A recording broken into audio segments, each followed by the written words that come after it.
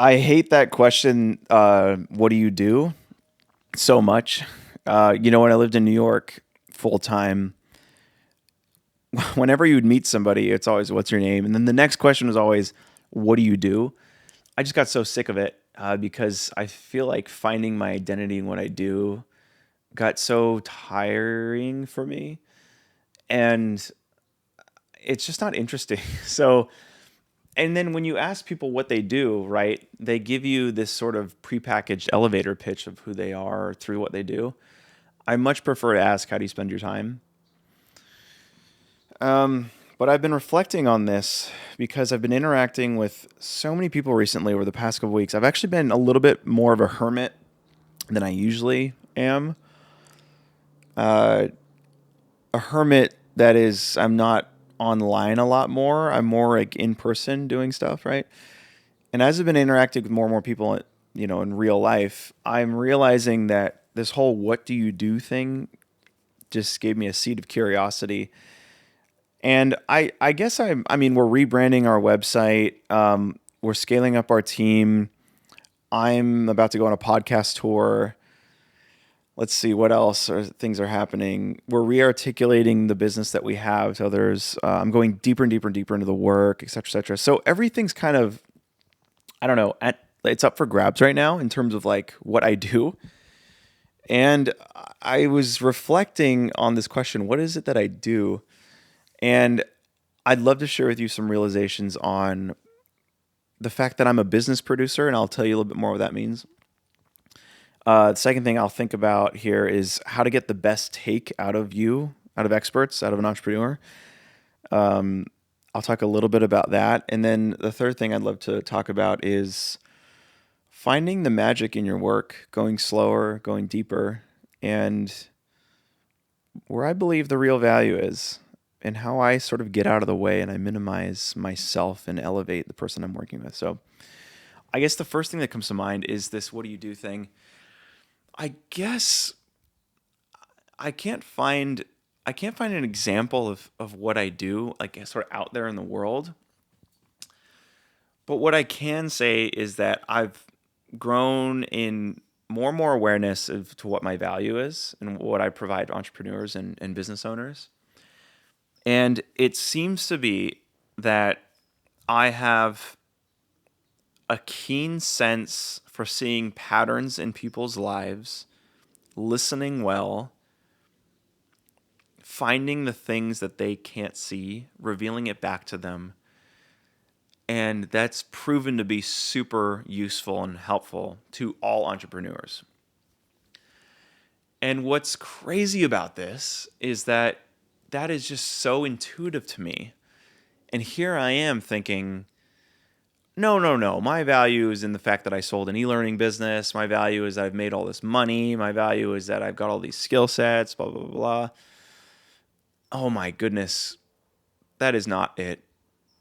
All those things, I guess, are byproducts, but I'm done sort of playing into that. And I'm realizing more and more that the work that I do is not that. Okay, so let me give you I guess a brief story to share with you what I mean. Sorry, I'm just gonna use this mic. I need to get like a shotgun mic or something. I'm trying to eliminate like all technology in my life. So this will be the next one to go. I've actually thought about putting choir mics up here so I just don't see them. Anyways, it came from let's see, a coaching call, a mentoring call with our highest paid engagement inside of our business. I was doing that and it went great and I loved it and I do it all the time. I'm going deeper and deeper into that work. But then I took a phone call. I was sort of in between calls and I had like 4 or 5 hours to spare. And a buddy of mine in the e-learning space texted me and I realized that like I just wanted to talk to him basically. And so I took my golf cart down to the beach. And then I just got on the phone and just like I said, he said, "What do you got going on?" I got nothing else going on except chatting with you, catching up. And so I genuinely wanted to catch up with him. The dude was raising money for his SaaS company. He was restructuring his portfolio companies and thinking about all of that. And potentially I would invest in his companies. And that's kind of what the conversation was about. I don't know. We probably spent a couple hours talking. But when we hung up the phone, I had so much fun. And I can say this with all humility, truly, the conversation led to most definitely him adding a few extra $1,000,000 in his pocket over the next 9 to 12 months. But more importantly, he re-engaged with his identity, his faith, doing the deeper, harder work, me connecting the dots, putting the sort of his truths together right in front of him and challenging him in this way. And then contextualizing all of that to his business situation. And he was saying things like, dude, this is like insanely helpful. Like, I can't believe this, this is just insane, right? And so I'm hearing all this feeling uncomfortable because for me, that's just what I do. Okay, and then I drive back my golf cart back up and I do my call, and then I put on my work hat and I do my work, and doing the same thing, but on my computer. We're recording it, it's a group, et cetera, et cetera, et cetera. And I realized something about myself is there was a misalignment there.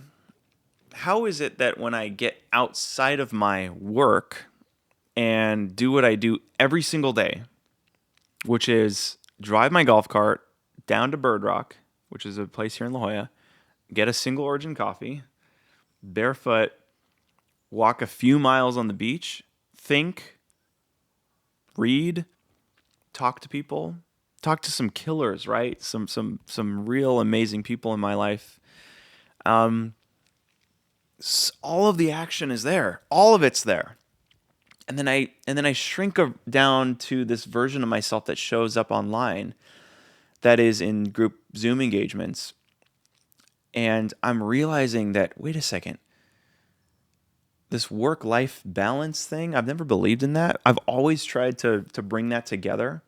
My work is producing all this value, but my life is producing more value. So I started making these shifts in my business. Like, wait a second, I'm going to take all my calls walking on the beach from now on. And I don't care if I'm not on camera. I'm going to be barefoot on the beach doing my thing because for whatever reason, that's where I do my best work. And I'm realizing what my work is. It's not looking at spreadsheets. I can do that, but that's not where the work is. And I'll go into this. What is my actual work? What is it going deeper into? And I've noticed a major shift in my energy and a major shift in all my community members and clients. So I've started to really pull that thread and go like, what is the deeper work? Who is it that I am? What is it that I'm doing? The only thing I can think of is, I guess it reminds me of my music producer days, where I thought that I honestly thought this at the time, I needed to be the best guitarist, best musician, best artist, whatever. And that if I worked with bands or artists in the studio, that they could never be better than me or something. Like I honestly thought that, not because of any like ego trip or anything, but literally I genuinely in my immaturity thought I would never be able to provide value to somebody who was more talented than me. And that put a major stone in my shoe because it got me thinking, well, then I will always need to level up as a better version of them in order to help them. It was so stupid. And then I realized, wait a second, my job in the studio is to be invisible. My job is to elevate the artist and to elevate who's on the other side of the glass. And I do that technically, right? But I also do it relationally. And I don't know. It's about setting the vibe, I guess, too. So I don't know. I had that sort of realization when I was, 17 or whatever, which was forever ago now. Why in the world am I thinking that it needs to be any different in the business side of things? So I've come kind of to the conclusion of who I am. I'm a business producer. I don't need to create businesses. In fact, the last business I think of is my business. In fact, if I could have no business, I would. And it's very liberating to say that, to be completely honest with you. Um, it really is. Because I realize where the real work is. You kind of hear this saying a lot is, are you too busy working in your business that you're not working on your business? I've basically shifted my whole thoughts on that. I would rather work in my business than on it. Because working on it means it's this thing that you manage and it's this machine and so forth. And that's fine. There's actually nothing wrong with that. But for me, as I'm becoming more curious about my work, I'm realizing that the highest leverage thing for me is to work in it, not on it. So I have to go deeper into what is it that what does that mean to work in my business? And for me, it's going deeper and deeper and deeper and deeper into the work that I do. Okay. So as I've lived this music producer life, right, over a decade, and then doing my sprint in online education, and now as I'm helping all entrepreneurs in any stage of their life, I'm convinced of it, any stage of their business, any stage of their life, I can genuinely say that I need and I have been minimizing who I am and elevating who they are. And this is very powerful for me because I see the fruit that it bears in the lives of the people I talk to. So think about it. The thing I've been liberated from is, instead of me being like, I'm this awesome business person, follow me, be like me, learn from me, I have all the answers. I've completely, I don't know, I put that in the grave. It's not where the value is. It's not. Okay, yeah, I've done business work. I've done things in the past. I've sold an e-learning company, blah, blah, blah, Yeah, I'm a good entrepreneur. I get that. But I'm a much, much, much better producer of entrepreneurs. I lean so heavily into advocating for them. The last thing I want to think about is my business. The only thing I want to think about is all the businesses that I work in. I love that. I love that work. So what's incredible is that you might be seeing, you might not, it's fine, seeing content from me saying like my thoughts around the online education space, marketing, et cetera, et cetera. Believe me, I have thoughts on that. But the tension that I've been feeling has been, well, I can never sell something to somebody unless I've done it, right? Check. I'm good with that. But the synthetic economy feedback loop that I'm so angry about, I think there's anger there, comes from, after some introspection here, it comes from me thinking that the only way to do this business or be helpful is to sort of pave the way myself and then trickle down all the learnings to everybody else. I just, there's nothing about that excites me. Nothing. And I don't think that that's inherently wrong to do. I really don't think so. I think it's incredible that there's incredible marketers who know how to package their marketing knowledge and then market that. And yes, you're creating a synthetic economy. I get that. It's not my place, though, to perpetuate that. I think I can speak against it. I think I can add my voice to it, if anything, right? But the thing that I'm realizing is I don't need to focus 1000% on my business and my business alone and then share those learnings. I don't need to do that. I've rid myself of that burden that I've put on myself. So that opens up the door, because it's the same thing I did when I was a music producer. Once I realized, wait a second, I don't need to just be the best musician, best artist possible, and then everybody learns from me. I need to lean into my true gifting, which is producing them. It minimizes me, and impacts them and it elevates their voice. That's basically what I did in the studio. Why am I not doing that in business? And so, anyways, now I am doing that in business as much as I can. It's great because I think before I felt like I could never work with anybody who makes more money than me, that I always had to be the figurehead of money in business.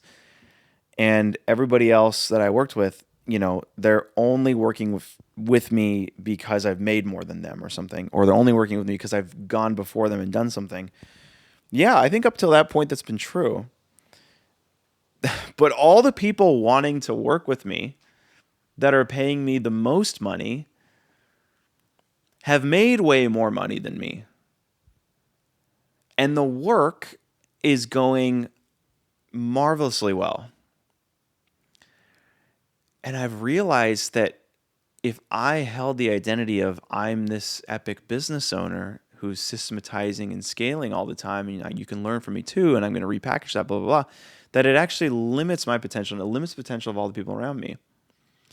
Now that I've stepped into being a business producer, if you want to call it that, I can work with anybody.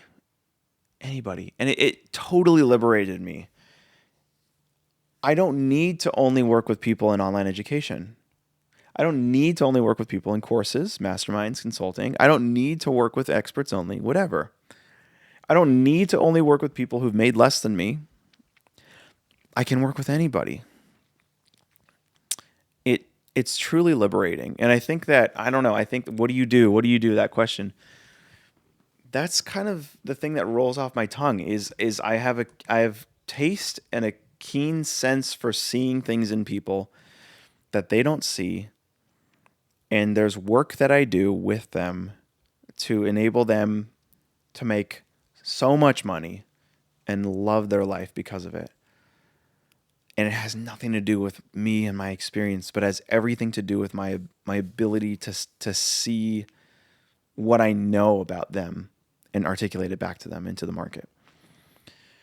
Super liberating because it produces way more money in the marketplace. It's the work that I'm really good at, and it minimizes me and it elevates everybody I work with. It's just insane. So, business producer. It's kind of like everything that I'm going to roll out with my company that I have. It's going to be leaning into that and doing the real work there.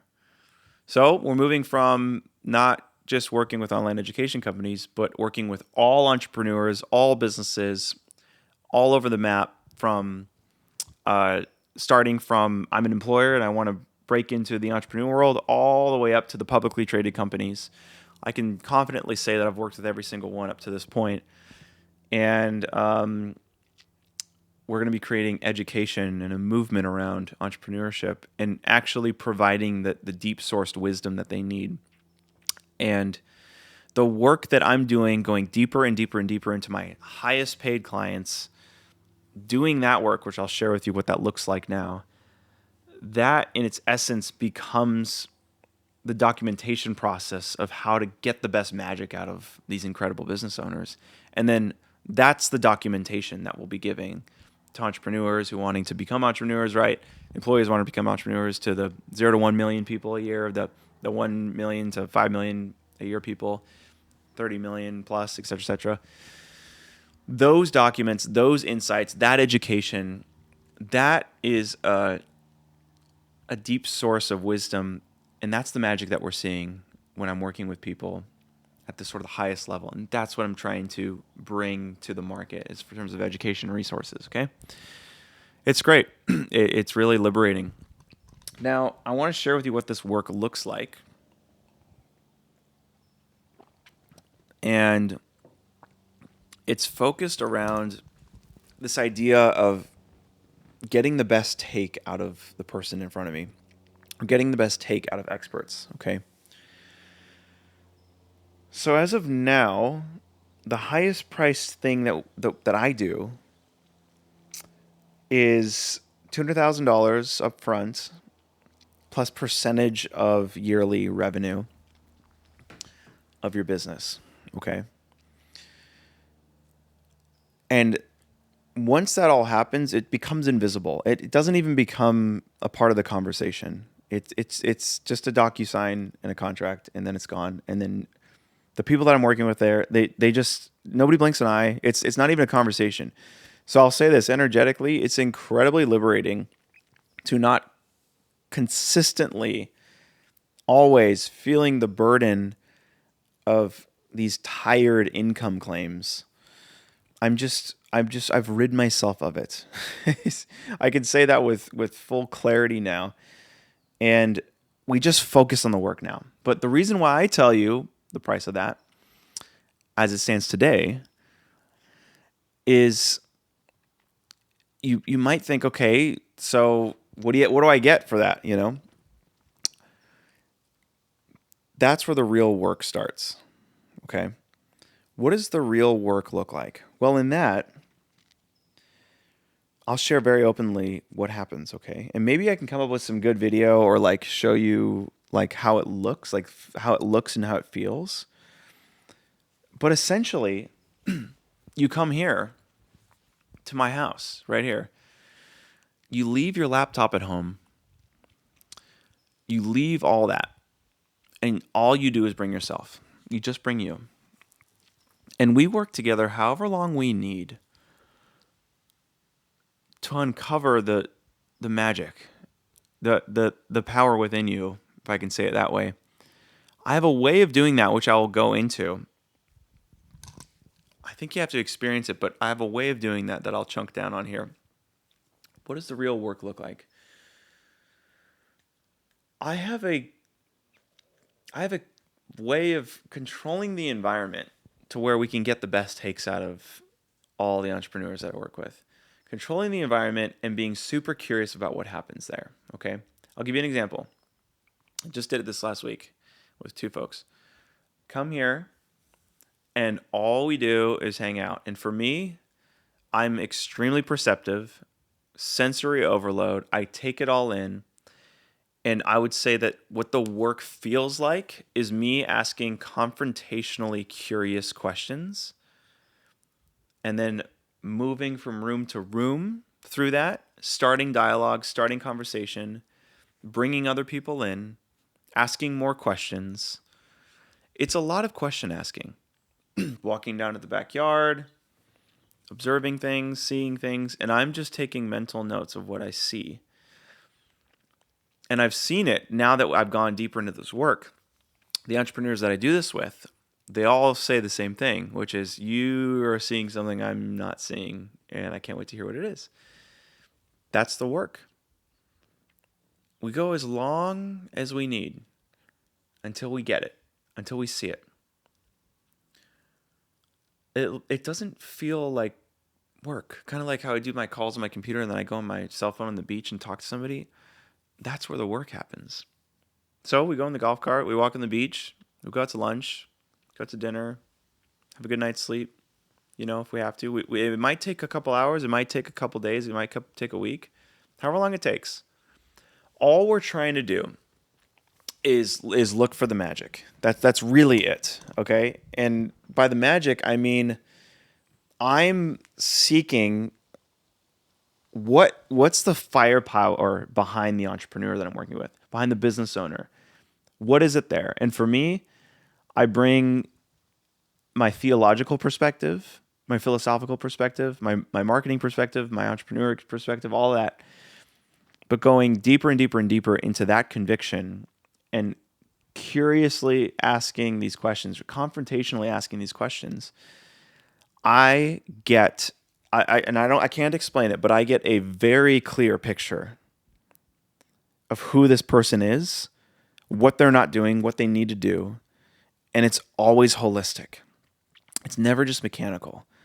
It's relational, it's spiritual, it's mechanical. And I just keep hanging out with them until I get that full picture. And this is where it gets hard for me because I can't articulate what that looks like or what that process is. I'm going to try right now. I'll give you a glimpse into it. It's just something you have to feel. I think the work just has to speak for itself. Anybody who's gone through that journey with me will speak to it. I don't need to tell you the secret sauce there. They can speak to it. I'm just sharing an inside scoop as to my journal entry here. This channel for me is my kind of like my journal entry. So that's all it is. We work together, and I figure out, do we need to speed up? Do we need to slow down? Do I ask questions? Do I probe? Do we do an exercise here? Do we call this person, right? What does the real work look like? And I'll tell you this, it doesn't feel like work. It feels like an excavation. You're not bringing your computer. I mean, there's sometimes we have to look up some numbers and just fact checks a couple things there. But that's not where the highest leverage is when we're working together. I'm just finding the magic. Okay, so I'm going to try my best to describe what this work feels like and looks like in real time. I'm basically, when I'm working with a business owner or an entrepreneur here, they're paying all that money. I have a stake of their business, and we're working just on them and their business. What is it that's happening? We're just going deeper into the things that I'm seeing, okay? Maybe this example will flesh this out for you, okay? I was working with an entrepreneur here last week. We were in this room, and we're all hanging out, a few other entrepreneurs, but we were working on this one particular, right? For confidentiality and respect, I won't disclose who it was. Incredible entrepreneur, amazing guy too. He was here, and we've done this a couple times, and I started to notice some themes, okay? But it all started, like the magic happened, like the moment where it's like, that's it. That's the thing I'm looking for. It all kind of came together at this one moment. I'll tell you what that moment is, okay? So he said something that, for lack of a better term, triggered me, or I just got sick of it, basically. He was sitting here, and then I was sitting here at this chair, and somebody asked him, what's next for you? And his answer was, well, I haven't sent this new high-priced offer to my list yet. That's about a list of 25,000 people. I can't remember the exact number. I think it was like 25,000 people or something. So that's just the next thing, and then I'll go from there, and this and this. And that's the moment that I saw, okay, there's something wrong here. After all of my observations, I knew that this dude was way deeper than that. So I literally had to move chairs to go to that chair to ask him different questions, because this is my work chair and that was my not work chair, and I'm still trying to figure out how to eliminate that whole divide, okay? It's kind of silly, but it's true. And I just kind of, at that point, I spoke up. I said, okay, we're going to get the best take out of you right now, because I'm seeing something in you that needs to be uncovered. And I said to him, dude, I'm tired of hearing this. I am so bored with that answer. I'm bored with that. I want you to tell me what it is that you actually want to do. Like, give me a little bit more imagination here. I'm just so sick of this. Like, I know there's so much in you. Why aren't you doing it? And it led to this incredible discussion around his background and where he gets his wisdom. And there was a time on his calls that he facilitates with his clients that he decided to share a little bit of what I was seeing. And I said, stop right here. Let's rewatch that call. I want to see something in you. I want to see if it happens.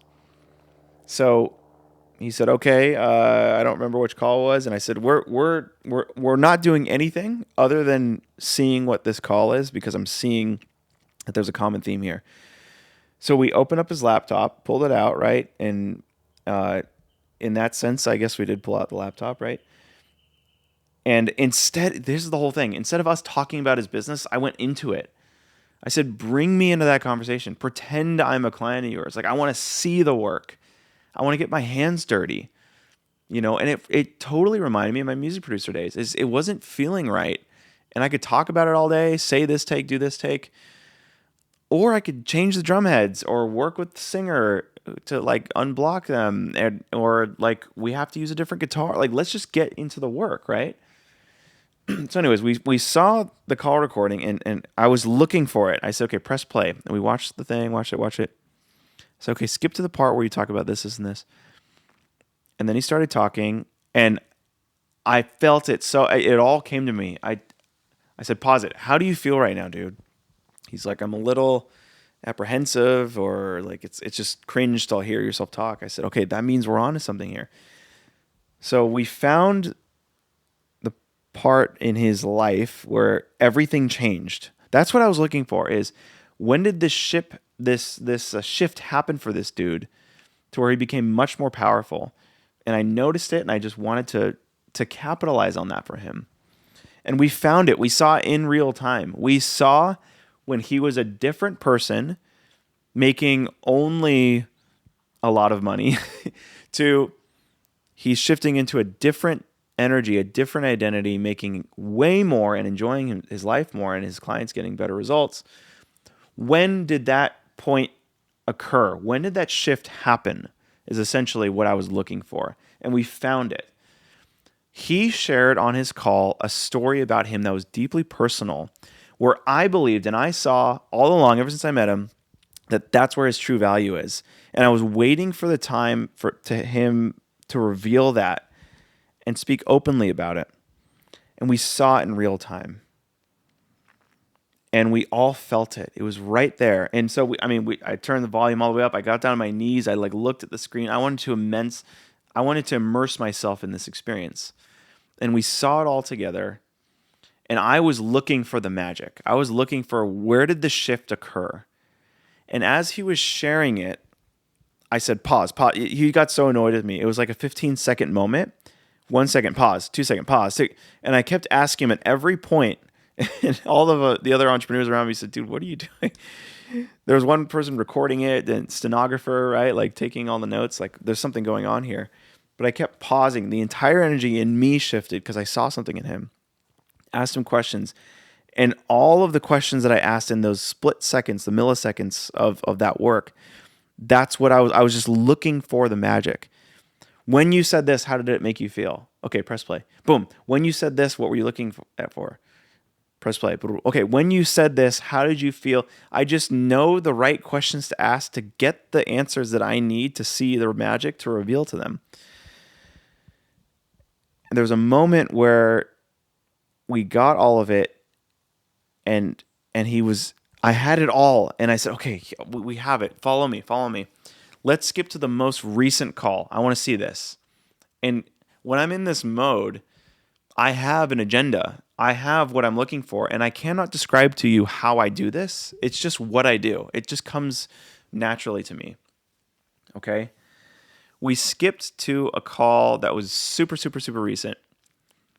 I said, okay, just press play anywhere. Just drop me in. It's like the little guy on Google Maps. You pick him up, boop, drop him in. Now you're hanging around. I want you to just press play, okay? And I was looking for something, which is the thing that I saw in him at the energetic shift that I saw in him the first call. There was a moment in the call where we were scrubbing, and then he paused. He looked up to answer the question, or to think of an answer for his client's question. I said, pause. Okay, hold on. I said, can I take a guess? When you were looking up there, where were you pulling from? And he goes, oh, I don't know. I said, no. Go back to that moment.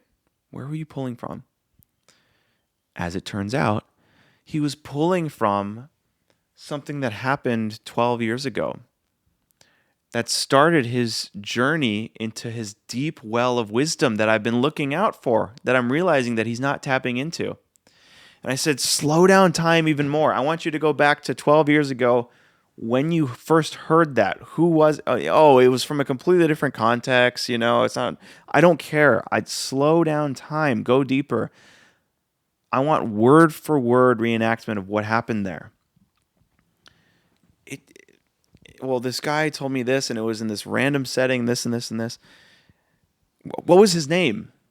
How did it make you feel when you talked to him? And I tried to uncover all of that. And I said, okay, now, dude, that concept that and that feeling that you felt 12 years ago and the concept that you are holding, that you're looking up, I want you to explain to me that context with no contextualization. In other words, we went to the source material.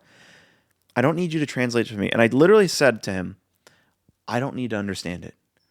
As long as you understand it, that's the most important part. So he said, okay. And he started mouthing off this concept that was just completely out of left field that he was pulling from. And you could tell that he was uncomfortable because he was looking at me knowing I wasn't going to understand it. And he always tried to translate it to me, contextualize it to me, give me analogies, think through what this means. And I kept having to say, don't worry about me. I'm not here. I just need you to articulate that concept in your own words when it was given to you. And I had to make it feel so comfortable. It's okay if I don't get it. I just need you to voice it. And he got it all out. I said, okay, press play. We went along, and then he looked down, and then he gave the answer. And what we revealed in real time was his biggest pain was going into this deep, deep well of wisdom that he taps into. Feeling it so deeply that when his clients ask him questions, he has to go back to that space, feel that, know that that's his source of wisdom and power, and then go through the pain of translating it to this two-dimensional thing, presenting it to this client so that they get it, and not revealing to this client his source material.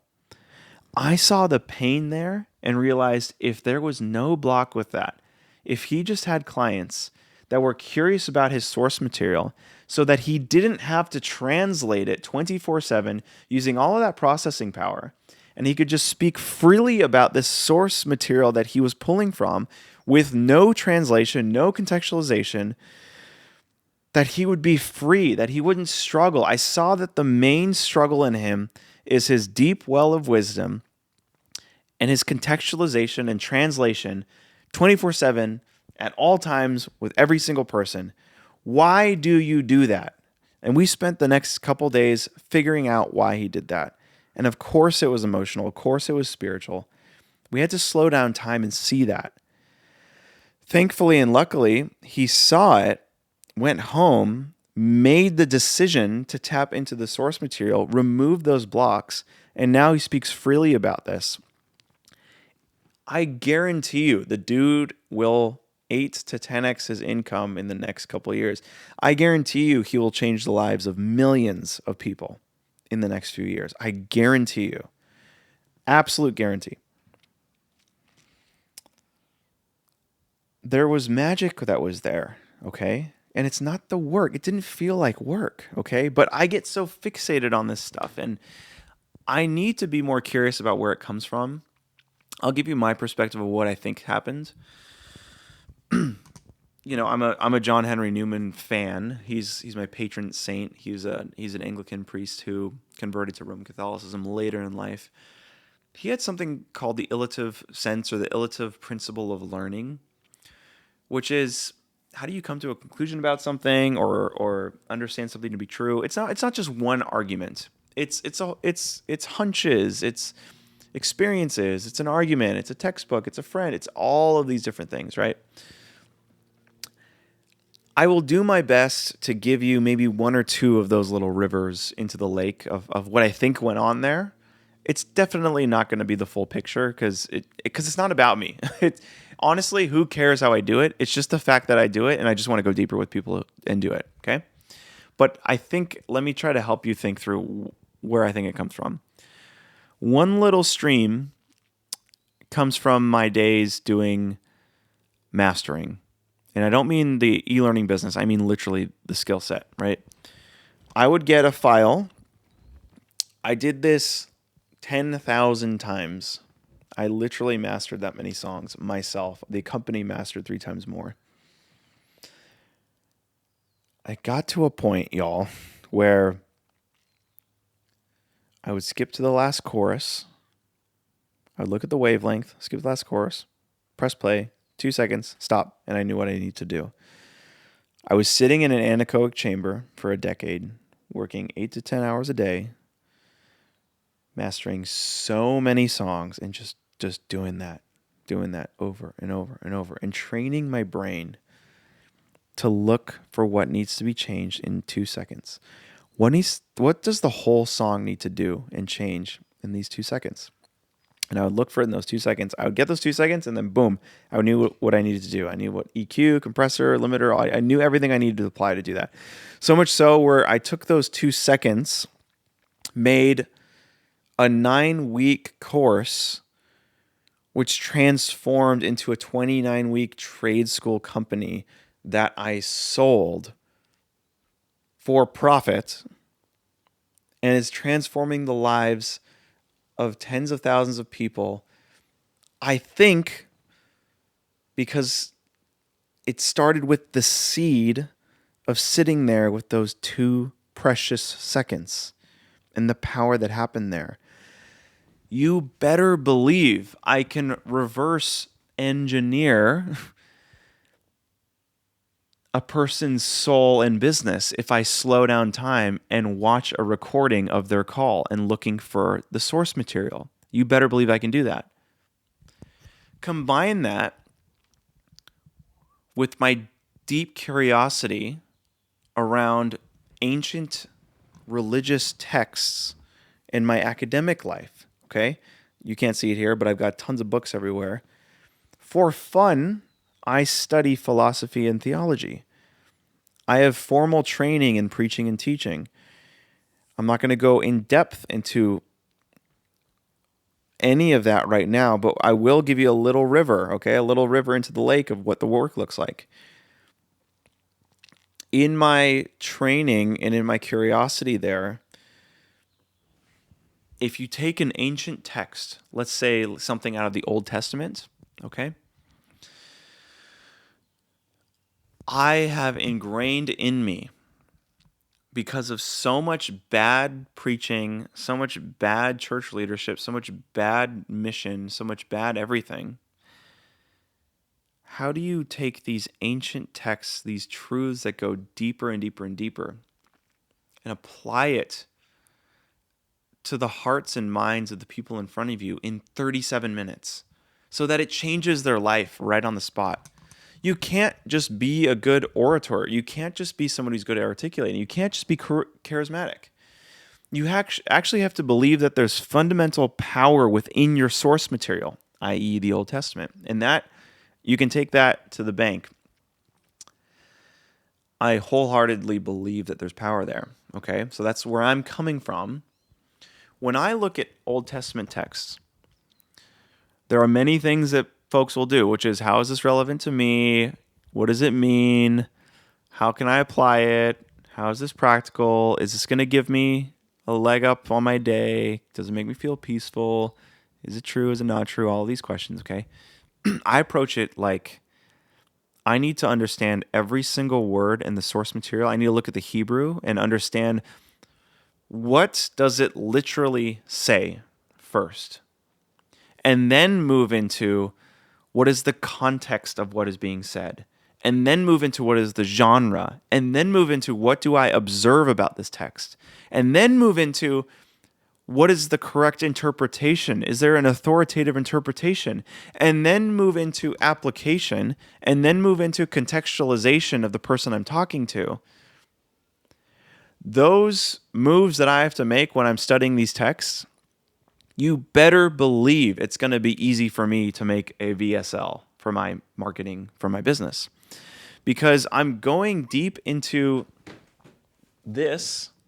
This is actually the Anglican Common Book of Prayer, but it has scripture in it. I'm going deep into there, studying the source material, slowing down time, getting the author's intent, getting the genre, getting the observations. Just what does it say? And I have yellow notepads of, I don't know how many. I have way too many yellow notepads filled top to bottom of all of these Old Testament texts.